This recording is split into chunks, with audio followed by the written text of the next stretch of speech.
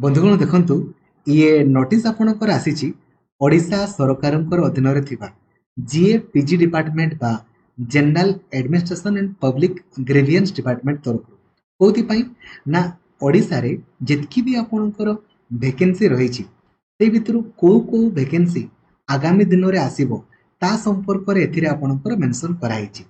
तो विषय मु आपनको डिटेल कहबी जे को डिपार्टमेंट रु केते केते लेखाएं आपणकर वैकेंसी आसीबाको आपणकर जाउची एवं केबे सुद्धा आपणकर आसीबो ता संपर्क रे मध्ये हम एथिरे डिस्कशन करिबा। तो लाइक और शेयर करिकि समस्त को आपण जणाई देबे जो द्वारा कि समस्त आपणकर जानि पारिबे। आउ चैनल को नुआ अछंती देनेबे सब्सक्राइब करिकि ऑल नोटिफिकेशन को भी आपण ऑन कर देबे। एवं जदि आपण व्हाट्सएप यूज करूछंती ना देन 8895154969 এই नंबर को आपण सेव कर देबे आ व्हाट्सएप रे आपण हाई लिखि देबे तो आपण को ऑटोमेटिकली व्हाट्सएप ग्रुप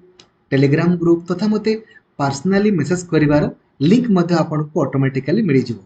एवं ओडिसा रो सबुठारु बडो टेलीग्राम ग्रुप रहिछि हमर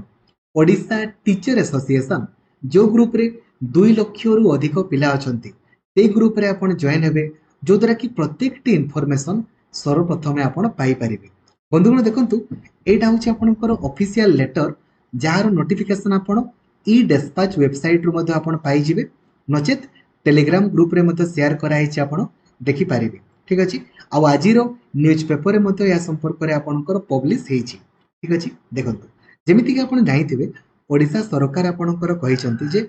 2 वर्ष रे 65,000 आपनकर नियुक्ति आपनकर देबे एवं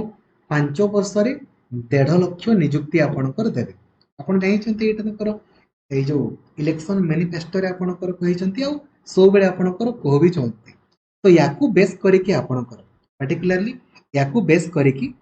देखंतु 4 तारिख दिन ए नोटिस आपनकर कराई छि कोथि पई ना timely updation of the information in the recruitment web portal. तो गोटे वेबसाइट आपनकर अछि रिक्रूटमेंट डॉट देखंतु एटा recruitment.hrms odisha.gov.in ए वेबसाइट रे आपनकर कोन करा जाय ना आपण जानिथिबे एथिरे आपनकर जेतकी भी रिक्रूटमेंट सब आसे सब गुडा को एथिरे आपनकर अपलोड आपनकर करा जाय एवं सेही जिंस गुडा आपनकर empowered committee then appropriate authority को पाकु आपनकर से जाय थाय। ठीक अछि तो देखंतु आ समस्त गुटे गुटे डिपार्टमेंट पई नोडल ऑफिसर भी आपनकर सिलेक्ट कराई छि ताकू दायित्व दिया हिची जे ए डिपार्टमेंट रे जेतकी वैकेंसी अछि ताकू यथाशीघ्र पब्लिश आपनकर करिया पई। आपनको पाखरे एतकी आपन तो एतकी जानि छथि जे जहा हो ना कहीं 2025 रो वैकेंसी माने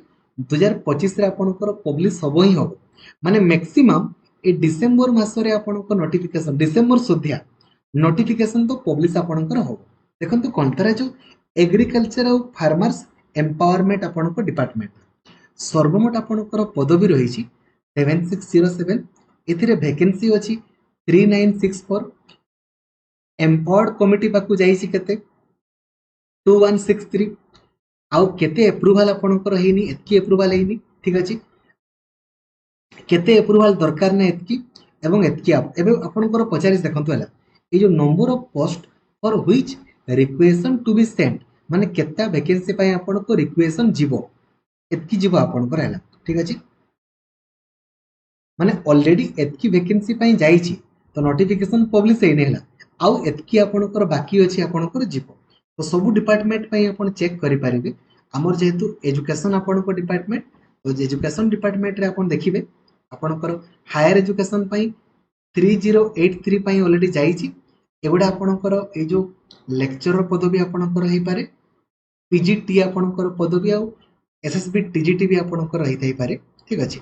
एतकी आपनकर जाईछि आ एतकी आपनकर आसी माने ए दुईटा आपन कंबाइनली आपन कहि पारंती जे होम डिपार्टमेंट रे आपनकर जो पुलिस वैकेंसी गुडा आपनकर एगुडा रहला। ठीक अछि देन सेमिति आपनकर सेम जिंस हमरो पंचायत राज और ड्रिंकिंग वाटर तो पंचायत राज और ड्रिंकिंग वाटर जदि आपन देखिबे एटा एटा एटा आपनकर रहि जिवो हमर जो एगुडा पदवी रहला आ रेवेन्यू आ डायस्टर एटा होछि आपनकर पीओ आरआई एआरआई ओमिन ए सब गुडा आपनकर अछि। ठीक अछि सेमिति 26338 तो आपनकर STSC डिपार्टमेंट रे आपनकर जो रहिला सेवक सेविका जो आपनकर वैकेंसी एटा आपनकर ऑलरेडी चली छी एटा आउ एतकी आपनकर आसीबो सेमिति school and mass education department रो आउ एतकी आपनकर आसीबो देखो एटा ठीक अछि जानि गले तो आपण माने आगामी दिन रे माने कहिया को गले आगामी दिन रे सर्वमोट देखंतु एटा 43437 टी आपनकर रिक्वेशन जाईछि आउ एतकी आपनकर जीवो तो एटलिस्ट आपण एतकी वैकेंसी तो आगामी डिसेंबर सुधा देखा पाइबे एटा टिके बहुत ह्यूज अमाउंट होउची तो एतकी नहले भी एतकी आपण देखा पाइबे ठीक अछि देखा जाऊ आपनकर कोन होउची एटा थिला आपनको आजि पई अपडेट आशा करी भी कंप्लीट इंफॉर्मेशन देई पारिछि थैंक यू जय जगन्नाथ धन्यवाद।